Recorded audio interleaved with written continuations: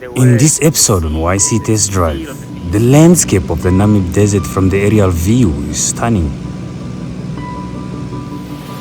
And turbulence gets critical as we fly over the Hockland mountain and the pilot makes a joke. No, you won't fall out of the sky, just.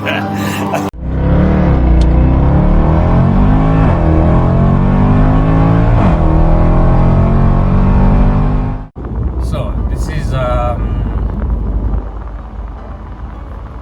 11:40 entering Swakopmund. I left at 8:30. It took me 3 hours 10 minutes from Windhoek to Swakopmund and Amarok, including the stop that I did at Willemstown. I'm meeting up my clients that I'm meeting them up at 1, so I still have enough time. So because I still have enough time, I'll quickly just show you the place that I normally go to and get myself an ice cream.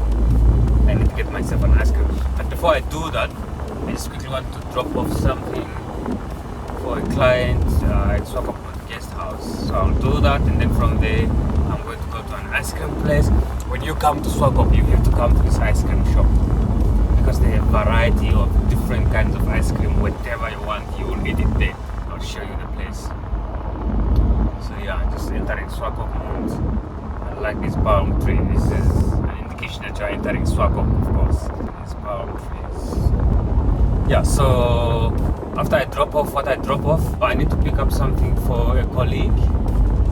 A colleague of mine's father, some shoes from someone that I'm going with. After picking the shoes, and then I'll be heading to the airport. I'm going to hang around there. So this is kind of the town center here in Swakopmund. Some roads are quite, a number of roads are quite one way. You cannot drive this way, you can only drive this way.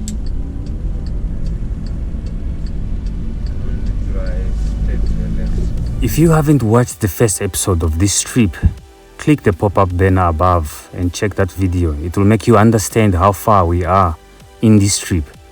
I'm not going to tell you much more about Swakop today, maybe it will be a video on its own. But I'll quickly take you to the beach so that you see just a little bit. Here in Swakop, the temperature is 19 degrees, while in the city, Windhoek at the moment is 35 degrees. Just look at the difference in temperature. Absolutely different. People come here really to just come enjoy a bit of fresh air. Let me go step outside.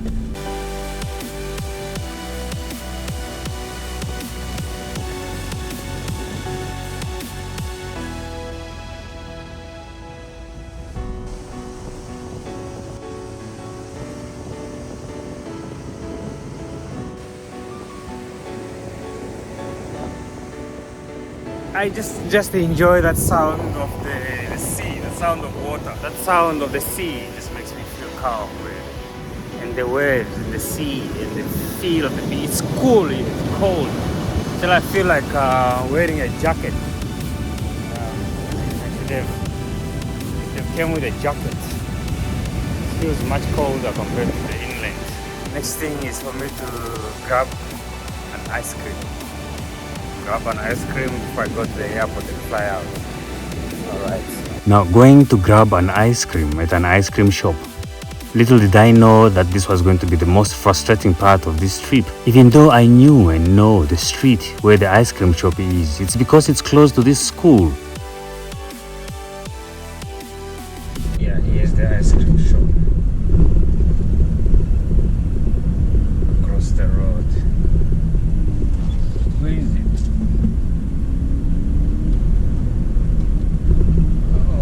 Closed it. Why though? Closed the ice cream shop.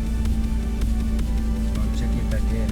I couldn't believe my eyes that the infamous ice cream shop would be closed. I had to make a U-turn and make a turn again to check for the second time. Yeah, so the ice cream shop should be somewhere here on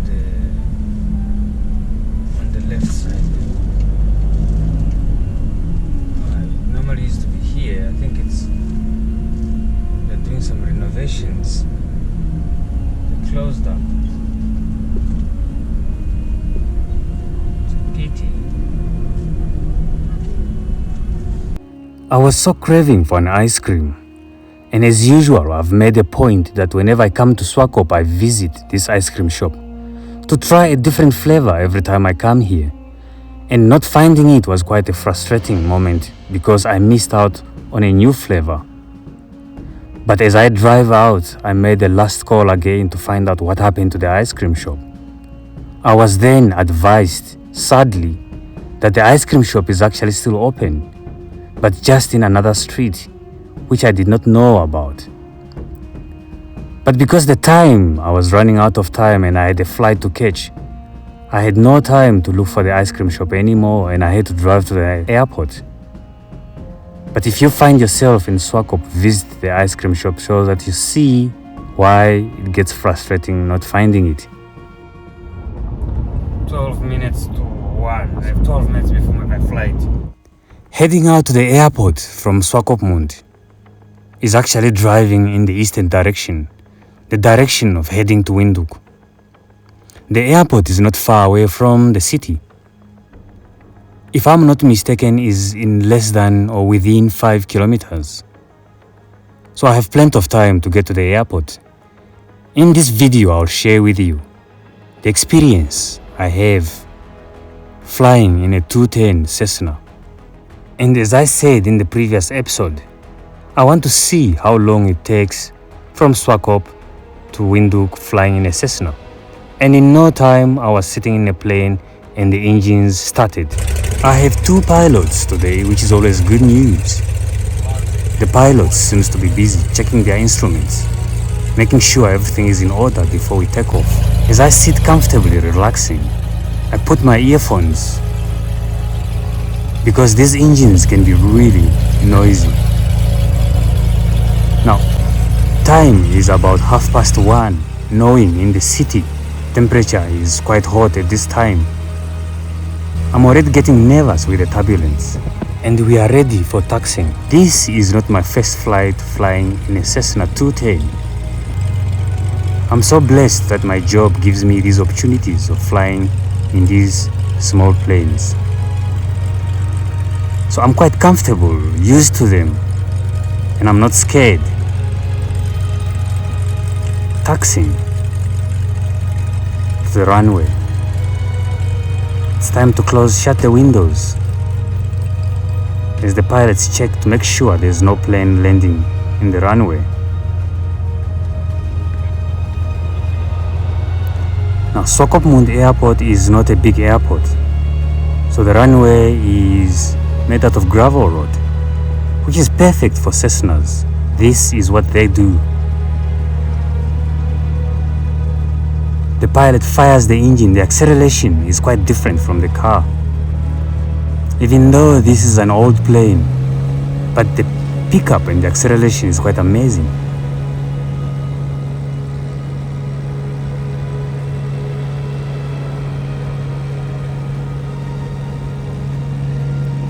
The usual thought of racing a plane takeoff with a car in my mind comes whenever we take off with these planes. In no time, the wheels are hanging in the air as the pilot pulls the wheels. We take off, I believe, heading southwestern direction. This means we need to take a sharp left bank. But just before we do that, this is an opportunity for me to watch the city, the Swakopmund city. This city has grown quite big in the past years. The road leading into the city is visible from the skies. It's amazing to see how this city is still growing. Now a left tight turn. The aeroplane feels like it will topple, but these planes are quite stable and we have done this before, so I'm quite comfortable. The view, the aerial view of our road infrastructure is visible from here. The road you see on the left is a new road being built connecting these 2 cities, Walvis Bay and Swakopmund. It's a dual carrier road running in the dunes inland. Some community are building also alongside the Swakopmund river. The river visible on the left.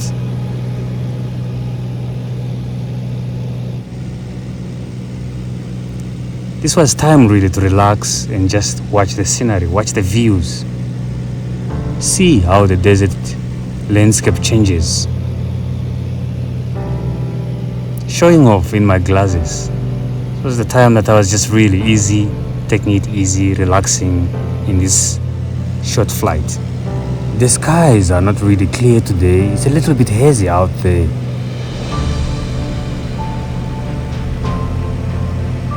The Swakop River is visible right on the far left. On the right side, southern direction, the desert is visible. It's quite amazing how clear it is. It seems like there's no vegetation down there. The pilot's busy at work. I presume the pilot on my left is a captain. The landscape in the Swakop River is quite different. This landscape, they call it the moon landscape, Guancontes. It's fascinating. The fact that we are flying low is quite good for really seeing how the landscape looks like. It's unfortunate, no matter how much I try, the camera won't do justice here. You need to see it by your own eyes. It's really quite fascinating and amazing. But then on the far distance, there's this mine in the middle of the desert. It looks like a destruction to the environment. I'm not going to go into further regarding mines and the digging of our desert. This may be a topic of another day. The most important for me is to see the change of landscape. All of a sudden, it becomes slightly mountainous as we head inland. Everything seems to be going well. The pilot seems to be busy.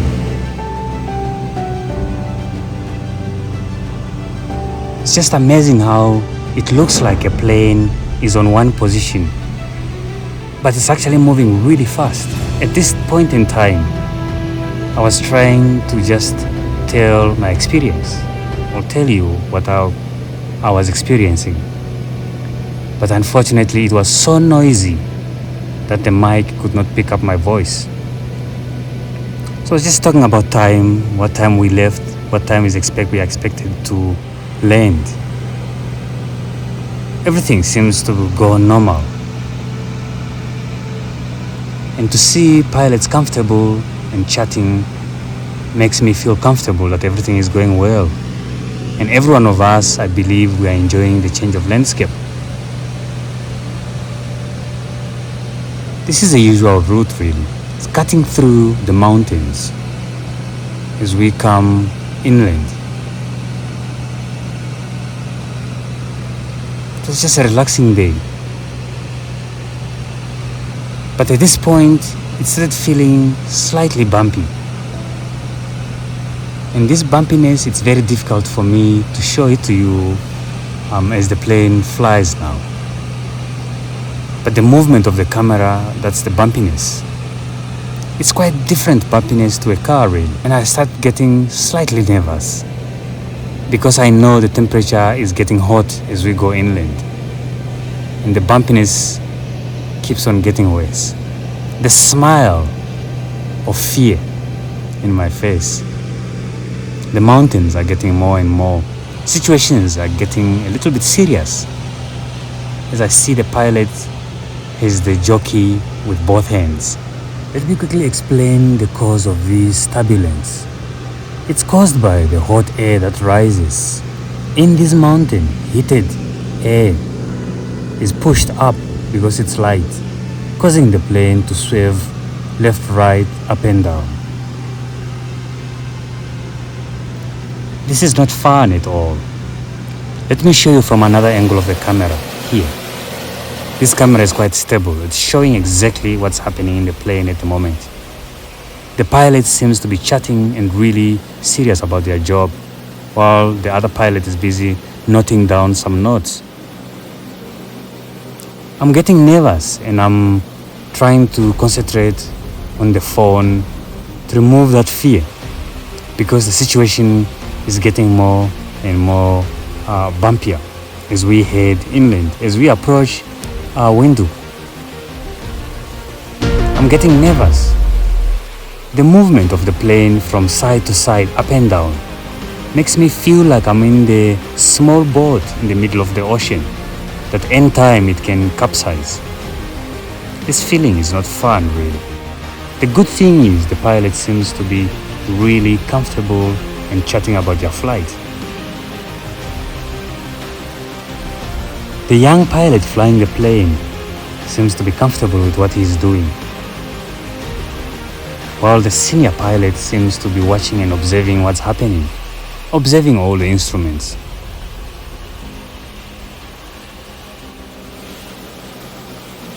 The bumpiness becomes serious, and I'm becoming more and more uncomfortable, really.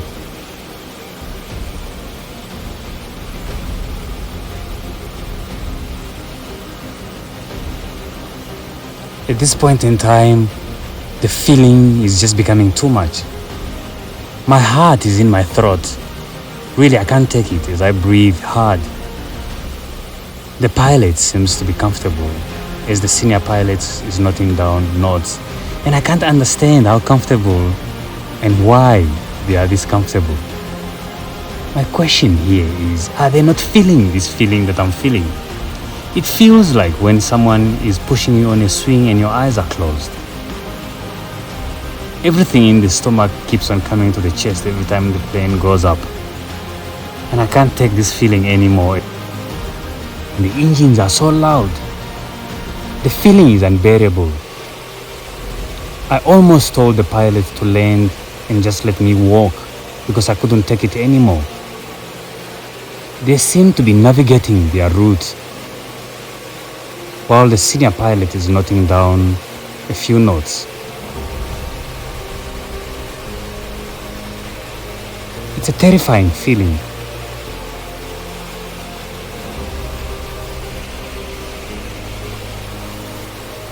As this happens, the plane is being thrown up and down, side to side, so uncomfortable.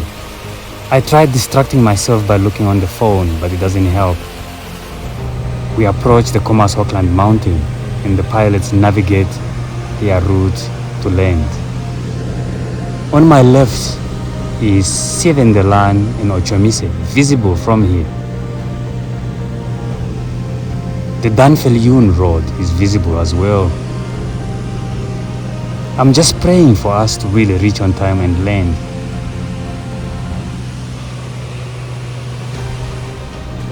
The new developments of Rock Crest is visible also from here. It's a pity I am unable to enjoy watching the city from the sky because the plane is being thrown up and down, side to side. A tight bank to the right feels like the plane will be blown away by the wind, strong winds. All I know for sure is that I trust these pilots. They are so professional. They have hundreds and thousands of hours flying. Again, our road infrastructure from the aerial view. The Western Bypass really looks stunning from here. The wheels of the Cessna 210 are now down, an indication that we are preparing for landing. We still make a tight right bank, and then another left tight bank to align ourselves with the runway.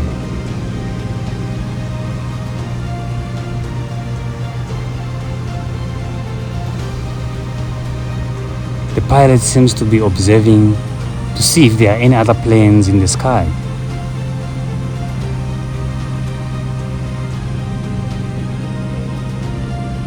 At this point in time, I'm just counting seconds and I'm saying, let's go guys, in my heart. We make another sharp, tight left bank again. to align to the runway, passing over Simbambasia and Prosperita.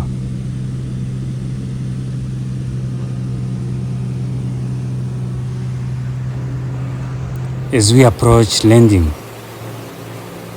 the senior pilot seems to take over this procedure.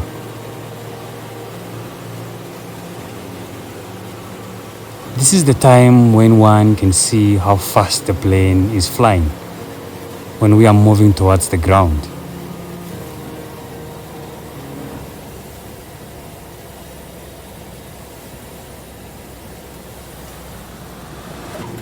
Finally, touchdown. My heart can settle. The pilot seems to understand my feeling, and he knows I was quite nervous. The smile of relief as the pilots open their windows, just for that fresh air as we land in the city. Time is 14:32. It took us exactly an hour from the time we took off to landing. So, in my conclusion, it's quicker flying from Swakop to Windhoek than driving. The aerial view of the landscape is really amazing. However, I would prefer driving than flying because I always feel I'm in control of my car. Thank you so much. Slightly terrifying the last few. Oh, I was so, yeah. No, you won't fall Thank you out for of the watching my sky. video.